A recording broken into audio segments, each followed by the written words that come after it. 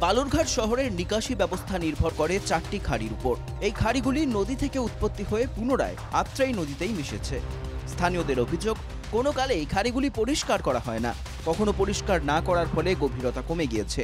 কচুরিপানা থেকে শুরু করে গজিয়ে উঠেছে বড় বড় গাছ। সংলগ্ন এলাকার বহু বাসিন্দা দখল করে নিচ্ছে খাড়ির জায়গাও। আমি এরকমই দেখছি, এর থেকে আরো ডিপ ছিল, চারিদিকে ডিপ দিচ্ছে, আরো বেশি জায়গা ছিল, সেই জায়গাটা চারিদিকে চাপাই টাপাই নিয়ে এখন এরকম হয়ে আছে। দুই সাইডে পার বান্ধাই দিলে পরেই একেবারে এই খাড়ি কিন্তু একেবারে ওই নদীতে যায় ঢুকছে।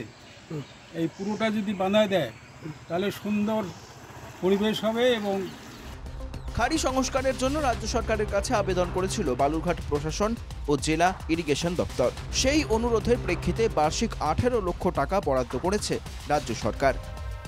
বালুরঘাট পৌরসভার অধীনে যে 4টি খাড়ি রয়েছে, ডাঙ্গা খাড়ি সহ, তো এই খাড়িগুলোকে সংস্কার করা, খাড়িগুলোকে পরিষ্কার পরিচ্ছন্ন করা, এখন আমাদের আর এই সমস্যাটা থাকবে না। আপাতভাবে সাধুবাদ জানাই, কিন্তু আবর্জনা ব্যবস্থাপনার কিছু নির্দিষ্ট নিয়ম আছে।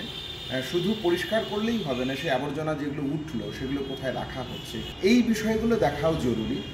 তাহলে টাকা পয়সা সঠিক কাজে লাগবে বলে আমাদের মনে হয়। বর্ষাকালে শহরের জল খাড়িগুলিতে জমা হয়, কিন্তু সংস্কারের অভাবে জমা জলের কারণে মশা মাছির উপদ্রব শহরে অনেকটাই বেশি।